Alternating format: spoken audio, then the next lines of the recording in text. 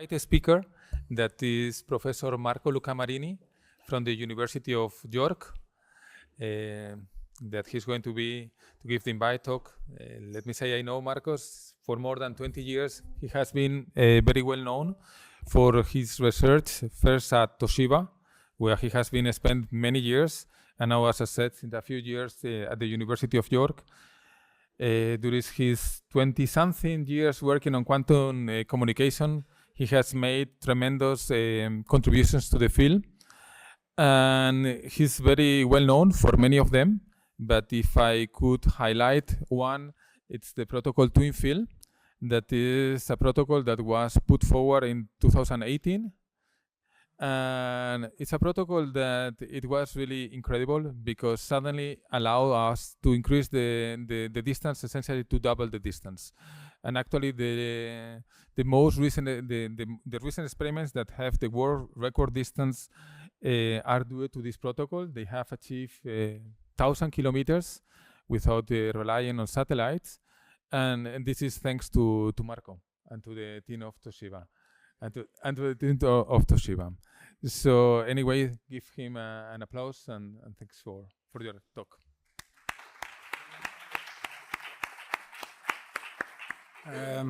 Buenos días a todos. Estoy muy contento de estar aquí en Vigo. Muchas gracias, Marcos, por la introducción and la invitación.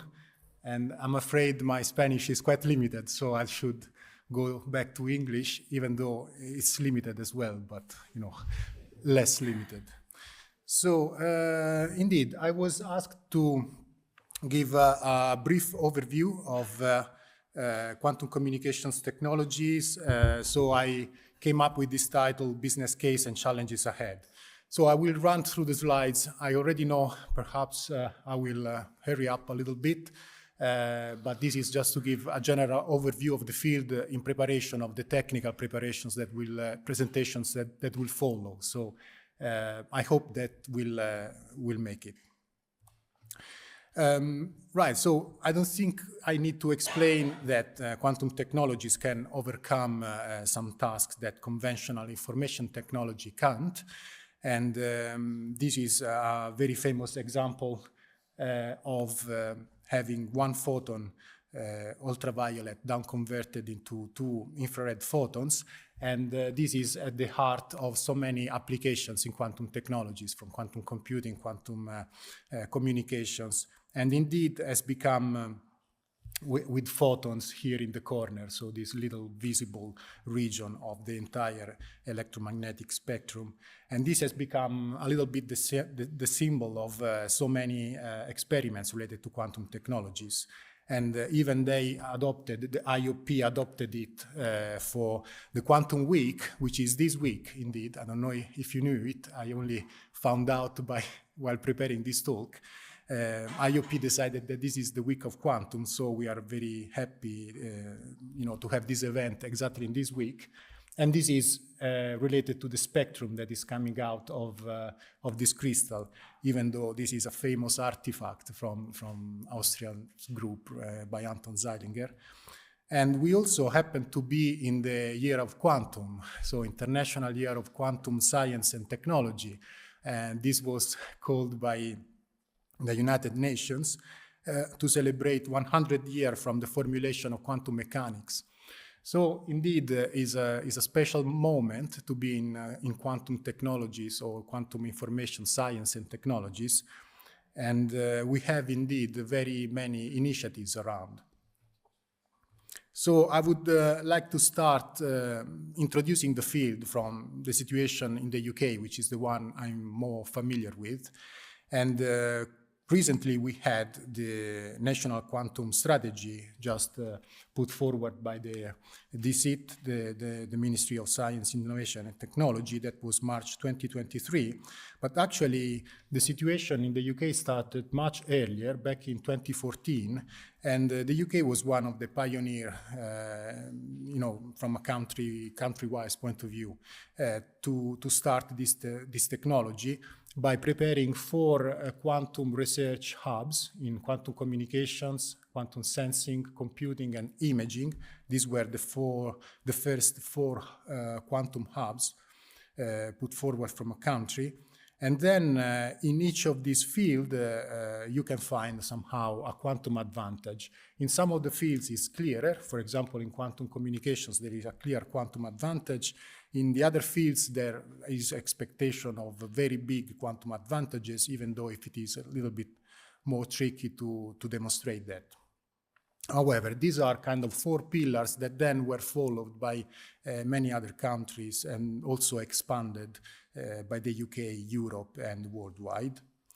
And this was very successful as a strategy because indeed it brought the UK to be one of the world leader countries in quantum technologies. And, but not only for that, also to relate to what has been just said, it is an engine to create business and to stimulate economy. So there is indeed now a thriving business community in the UK, which is second only to the US in terms of quantum companies created around quantum technologies. And there is also a high level of private investment. So this is a map to show more or less the investment from industry in relation to quantum technologies. Clearly there is a lion part in the area of London, but there is also kind of considerable investments in Sweden, Wales, and other regions of the country. So overall, you can create a community and you can create an industry with that, so you can have really a return of investment, which is very useful to have, of course. And indeed, this stimulated additional funding in the UK because last year, the DC decided to put another 2.5 billion pounds in 10 years into the program, which is very good news. So this was the first year of the second phase, actually third phase of the quantum research hubs. And in this case, we have now 5 different hubs that are similar to the initial 4, but we have one for PNT, position, navigation, and timing, one around biomed, which is entirely new, led by UCL in London and University of Cambridge. And then we have sensing, imaging, and timing, still in Birmingham, and in Oxford, still quantum computation hub, which was confirmed. But for this conference, the most important one and relevant is this, which is around quantum communications. So this is now called integrated quantum networks. And as it was said, now networks are kind of prominent. So rather than point-to-point link with QKD, everybody is looking into expanded networks, pretty much as it happens for internet or for optical networks that are already deployed all over the world. Clearly, the Europe is active in this field, very active, and I think we will have presentations on this, so I don't aim to be exhaustive on this front. I will just mention the quantum flagship, of course, which was launched back in 2018, even though agreements were there since 2016. So in a similar time as the UK moved, also Europe moved. The budget is consistent, about 1 billion euro in 10 years. And it brings together many stakeholders. So there was a ramp-up phase that finished in 2021. There is a new phase with more funding and more projects. And the 2 really relevant projects for quantum communications were these 2, OpenQKD and EuroQCI, which really paved the way to what is coming now. Clearly, there is a bigger effort worldwide, and this slide that actually you can find on the internet is an attempt to summarize these efforts. I am not sure how reliable it is. It seems a little bit conservative to me. However, it comes from McKinsey & Company, and I thought it could be kind of reliable. However, worldwide, we have a total of about $38 billion investment. The investment is led by China which is the country that invested the most, but we also have big investment from South Korea, Europe, the UK, and a little bit the US, even though they are somehow behind and unexpectedly low in budget. However, this is projected to increase to this level by 2040, and this is why I think it is a little bit of a conservative estimate, because I've read much more positive estimate somewhere else. However, it's best to be conservative and still shows some growth in the field. So this is in general about the quantum technology, which, as I said, is composed of several pillars like communications, computation, simulations, etc. However, we want to focus a little bit on communications here. So just to give a little bit of background on what quantum communication is, what is the core business of quantum communication? I would say it is generation of high-quality random numbers and quantum coherence at distance. So we can generate these high-quality random numbers either locally, so we can generate a string of these numbers with a good confidence that these are truly random. And this is not as trivial as it sounds, because clearly everyone can generate random numbers, or at least that look random, but they are not, because they are generated via a classical process that can be predicted or can be repeated in time. So genuine random numbers are difficult to generate, and you can use quantum mechanics to do that. But even more impressive, you can generate random strings at distance and correlated in an exact manner, in a way that these strings are only known to Alice and Bob and are unknown to any third party. So this is something that was known to be possible, really, until the 70s or 80s. So this is a true quantum advantage that we have in the field, is undeniable. You cannot achieve either of these two tasks with classical means only.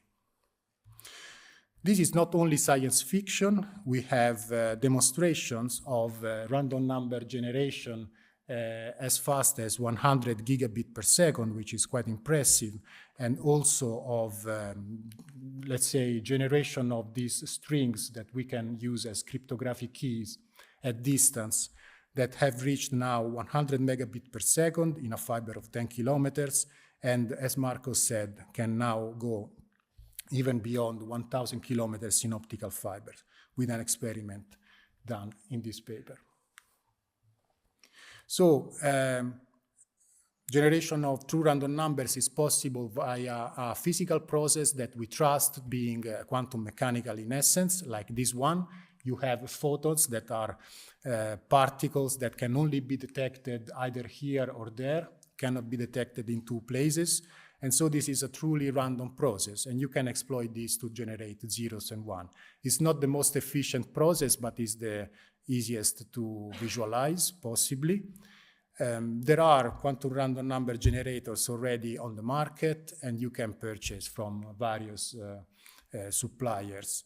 And they are actually already working at the certification of randomness, for example, at NIST and ISO. So it's a very advanced technique. And equally, the QKD, quantum key distribution, so distributing these two strings at distance in a secret way, is also very well advanced.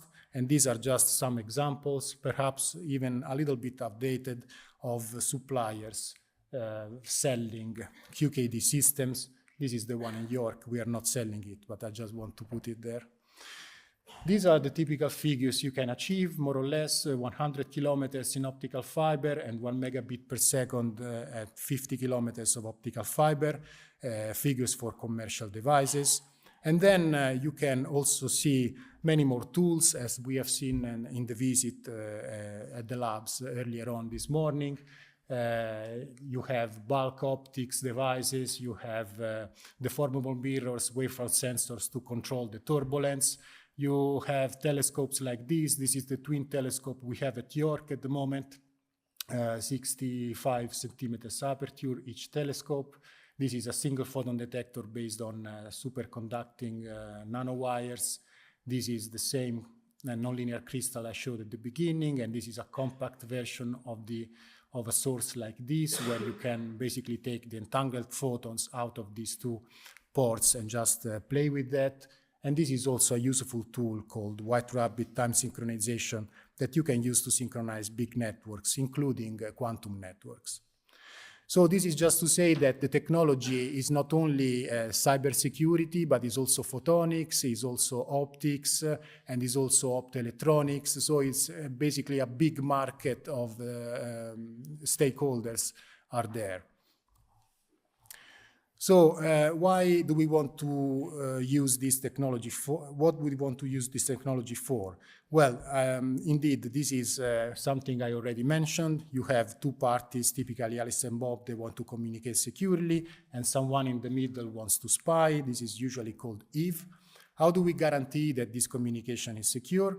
Well, they have tried many solutions in physics and mathematics. This is an historical problem that goes back even 2,000–3,000 years. The current solution is the one to combine software and hardware, so mathematics and physics. On the software side, you have algorithms like the ones belonging to the so-called post-quantum cryptography.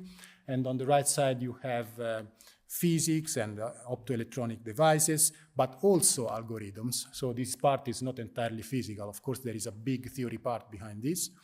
And the idea is to combine the two and use them to guarantee a better encryption that nowadays we call quantum safe cryptography, because this is a cryptography that is safe also against the most powerful quantum computer or the most powerful computer that can come in the future. In my view, this is more interesting because if I can use somehow the same sentence from Landauer, who was a physicist back in the 70s, he said that information is physical.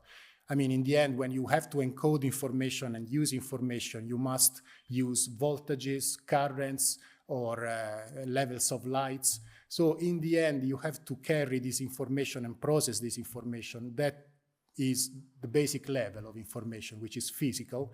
And I would say it's exactly the same. At the end, security or secrecy is physical. It is very easy to hack an algorithm when this algorithm is implemented in a CPU, and perhaps you can probe the CPU in some way. You will break AES or any other form of algorithm very easily. There is a device that is sold on the internet. It's called Chip Whisperer. Probably you know that. And with this device, you can break any AES advanced encryption standard that is actually the standard used in US military army, so kind of a serious one. This is just to say that in the end, security and information are physical, so it makes sense to study a physical system to guarantee the security of an infrastructure. So what is the base of security? I think we all know that, but it's good to go through it. It's the no-cloning theorem. You encode some bits that you want to ideally transmit as a key into quantum states. Then these quantum states are transmitted over to the other party, which decodes them as bits, hopefully the same bits that were transmitted. It is impossible for anyone intercepting these bits to create exact clones or copies of these unknown states. And essentially this is called as no-cloning theorem and prevents, in principle, attacks from anyone in the middle. Clearly, classically, this is different. And indeed, it should be noted that we have at this level, a classical level. This is the information that you want to encode, maybe in your phase modulator or in your intensity modulator. So up to here, the information is classical. When you encode that into quantum particles, it becomes quantum, and at that point is unhackable, is unbreakable, is absolutely secure, provably secure. However, between classical and quantum, there is a perimeter somehow. There is a line that I didn't draw here, but there must be a line between classical and quantum, which defines somehow the security perimeter. Because when you go back to classical, then this string of bits can be copied, can be broadcast, can be cloned or whatever you want. So essentially, it is impossible to guarantee security when it is classical at this level. It is only possible to guarantee it when it is at this quantum level. And our job is somehow to push this quantum boundary more and more into the classical world so that we can extend the security in this way, and ideally we can have one day just quantum systems playing around between them and distributing quantum keys, and we can only use the minimum of it that we need as classical systems. Clearly the field has a big history. This is a slide courtesy of Fei Hushu. Started back in '84, we are around 2023, so we can't go through this history, but definitely it had several milestones that some people in this audience also contributed to, like decoy states or first security proofs or first attack to implementation security. And in fact, in all this big field, I would like to identify a couple of challenges that are specific to this quantum communication field. The first one is really implementation security. We can say it started more or less around here with this PNS attack in 2000, and then it developed into security proofs and then solutions to security proofs, following the security proofs and then other experiments. So this has been mentioned. You have to guarantee security of a physical system. I will say a word about that. And the second challenge is this one, which is about distance. So clearly, we are working mainly with photons. Photons are scattered or absorbed. You cannot go forever, and we cannot really use optical amplifiers because of the no-cloning theorem. So QKD has a limitation in distance, and this is the second challenge we want to overcome, ideally. So about the first challenge, QKD implementation security, let's just say that it is difficult to implement the no-cloning theorem exactly in practice. In practice, you want to have a single photon state, but actually in practice you have an attenuated laser like this, and you go from this level of photons to 1, but you only obtain 1 with a certain probability. You can obtain 0, 2, 3 photons in a certain pulse. So the situation is actually more similar to this. You have a certain number of photons in each pulse rather than an exact quantum state. And then you also have imperfect detectors. So when you reach at the end, you have some losses in your detector. And this can be exploited by the intermediate attacker to perform a very powerful attack that is indeed called photon number splitting attack, PNS attack. And this was one of the first attacks pointed out against the implementation of the no-cloning theorem, which is QKD, not against the theory and the principle. So clearly, this is kind of difficult to deal with, but let me say that it has been completely resolved. You have now the theory that includes this source, and you also have the decoy state that actually use this source to perform a very good QKD implementation. And actually, this source now became the best possible source you can use in QKD because they are fast and efficient. However, in reality, you have complex systems, and while this channel can be entirely untrusted, and this is the beauty of QKD because you don't have to worry about Eve at all, you have to trust these two local sort of equipment that you have. And to trust them, you have to calibrate them carefully, or you have to remove some trust by inventing some clever protocols. So this is essentially the heart of the research in this field, and Marcos and Vadim and Hugo and many others have contributed significantly to this field. And the second challenge is the distance. So clearly, if you propagate photons in free space, you have this kind of scaling because you have the photon expanding like on a sphere. If you propagate them in fiber, then the photon is more confined, but you have scattering and absorption, so you have actually an exponential decrease of the transmittance. Clearly, this is a big problem, and when you go to networks.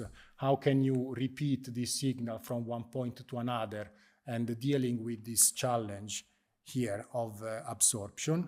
The typical solution is the one of using trusted nodes. So essentially you distill a key that goes from Alice to this Bob, then Alice and Bob here distill a new key that goes to the second Bob, and then again, and so forth until you reach the final end. So a new key is distributed here, there, and there.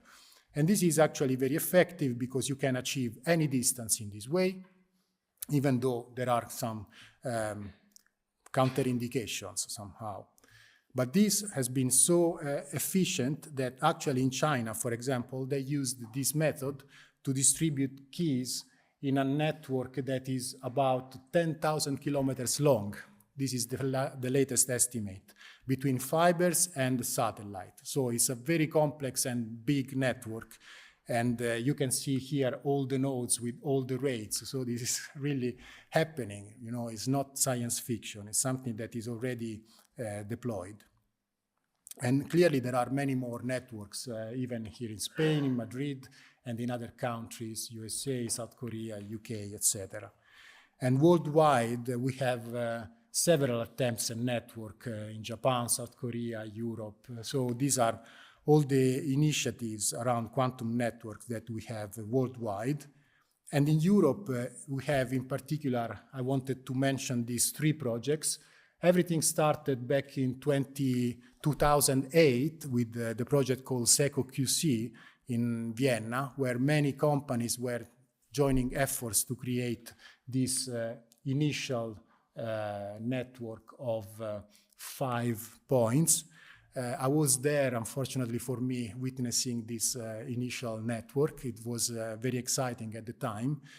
And then after some time, this was taken again with this other project, OpenQKD, also led by the Austrian Institute of Technology, because they were also the ones behind this. And this was clearly much bigger and much richer in the budget, and this paved the way for EUQCI, which we are all familiar with. 27 EU member states. Unfortunately, the UK is not one of these members. This is such a regret, but what can you do? And then it was kicked off in 2023, terrestrial and space segments, and we are expecting the first European quantum satellite, Eagle-1, in 2025 or 2026. And clearly there is behind a big vision, and this is the basis of a quantum internet in Europe. In the UK in particular, we are now aiming to overcome this architecture of trusted nodes. Somehow we want to create something that contains untrusted nodes, and I'll show you some reason for that. However, essentially using entanglement, quantum memories, or single photon sources, you can try and turn a trusted node into an untrusted node.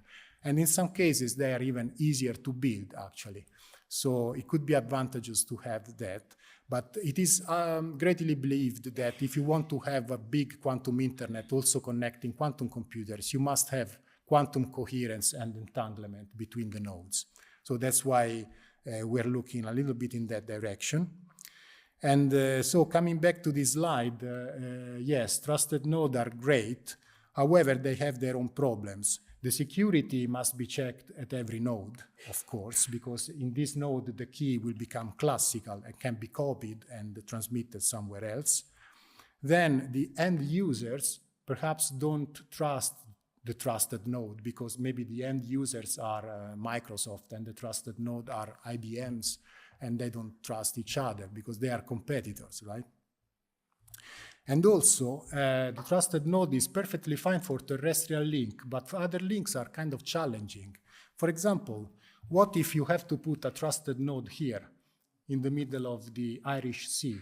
So this is a transmission we tried and actually succeeded in the UK, between UK and Ireland, zone of Manchester and area of Dublin. So ideally, you would put a quantum, a trusted node here to repeat the key there and there, but it's not an easy task.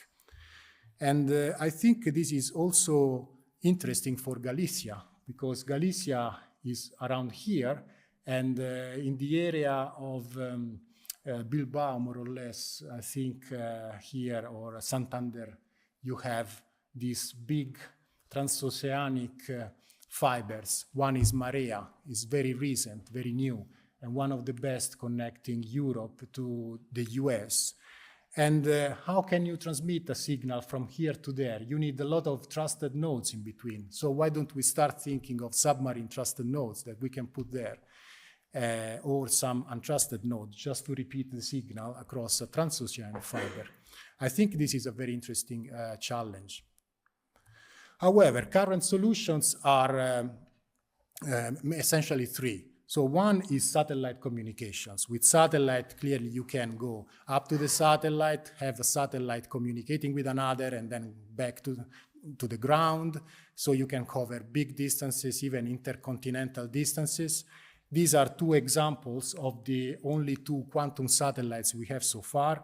This is the famous Meteus satellites from USTC in China. And this is our more recent Jinan-1 micro-satellite that still comes from China. Hopefully, very soon we will have other satellites from Europe and the UK. The second solution is quantum repeaters. You have to repeat the quantum signal over and over across all these untrusted nodes now using entanglement. It is notoriously difficult to do that. Someone believes that it's even more difficult to create a quantum repeater than a quantum computer, because you have to do the same operation of a quantum computer over a distance of maybe 20 kilometers. So it could be very challenging to build that, but we have to be clever and think out of the box. Maybe there are solutions around that. This is an attempt in that direction. I already mentioned twin field QKD. It has been called an effective quantum repeater because actually it overcomes the threshold, the secret key capacity threshold of a repeaterless QKD protocol, even though it's not repeatable itself. So you cannot repeat twin field QKD like a standard quantum repeater. So that's why it's effective only. It's not a full-fledged quantum repeater, but still useful to overcome considerable distance like this, 1,000 kilometers in optical fibers. And finally, specialty fibers and materials in general, I think is very impressive the progress that, for example, these hollow core fibers have done recently. They managed to go below the barrier of silica fibers, so 0.091 dB per kilometer is much lower than the standard 0.2 dB per kilometer that they have. And actually their projections are very good, that they think they can reach 0.02 dB per kilometers, which can bring us directly to cover 10,000 kilometers or 8,000 kilometers in this kind of hollow core fiber. So this is just to say that overall, there are many activities going around quantum communications. These are just a few examples. I've mentioned some quantum protocols. I've shown some quantum devices, and we have shown some quantum networks. Standardization is also very important. You have to standardize the technology if you want the industry to adopt this technology and to have interoperability between different vendors. So this is a very hot topic. And of course, chip integration. You don't want to have a QKD system that is as big as a room when you want to deploy something. So typically we work with racks, but the idea is also to make them smaller and smaller until we can have them of the size of a mobile phone and use it like that. So here are my conclusions. Most importantly, I think that security in the end is physical, it's not just algorithmic. So classical cryptography can be broken in a physical way, whereas QKD leveraged the laws of physics to protect security and in a long term with something that is close to IT secure, so close to information theoretic security. The algorithm itself is IT secure, then the implementation, I think, is close to IT. Quantum communication is becoming infrastructure, and I think this is now the base for the future quantum internet, as everybody is saying. What is more important is that, indeed, quantum technologies in general and quantum communications are growth engines that can generate income and can generate industry and employments. And also, the UK and Europe are both leading in this field. So this is a unique chance to become leaders in this field and actually to guide the rest of the efforts worldwide. So I think in general, overall, in the next 5-10 years, we will define standards, infrastructures, and also leader of the future quantum internet. Thank you for your attention.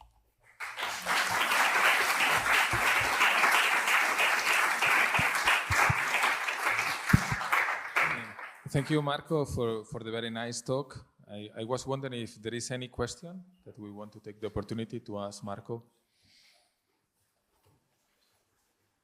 Any question in the audience?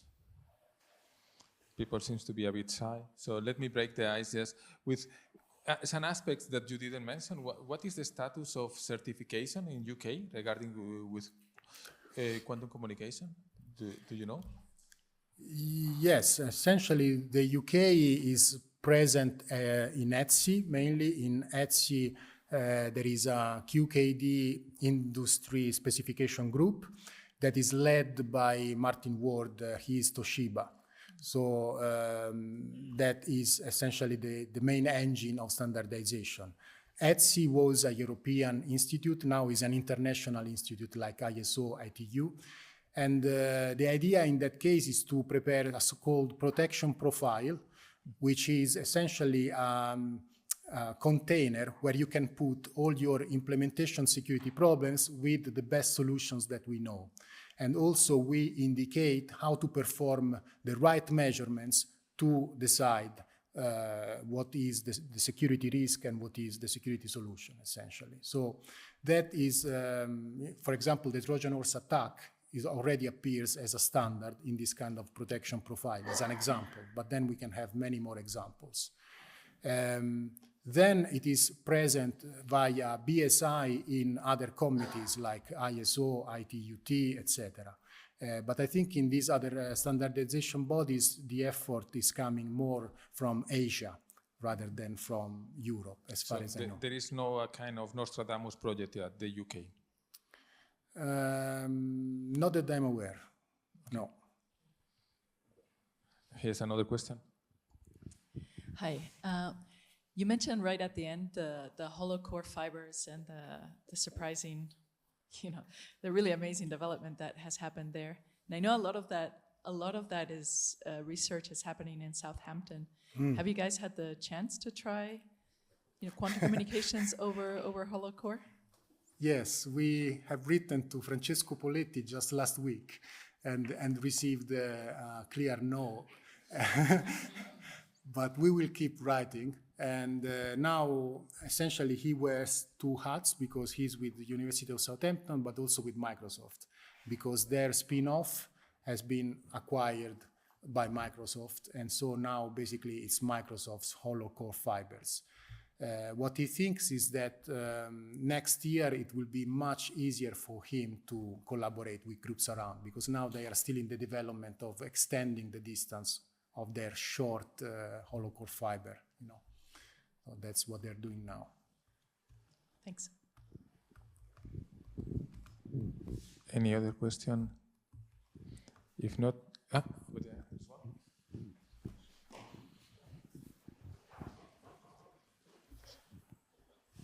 Okay, thank you very much for your interesting talk. A brief question. When you talk about the submarine optical QKD between Europe, for instance, and America, how many trust nodes are necessary? It's a good question, really. And I don't know. I think the typical distance they have between optical repeaters, because actually in the transoceanic fiber there, they use optical repeaters. So there is no chance that a light sent here can reach the other end after 6,000 kilometers. It's impossible. So they have so many optical amplifiers, and they also have 15,000 volts going down together next to the fiber to give energy to the amplifiers, indeed.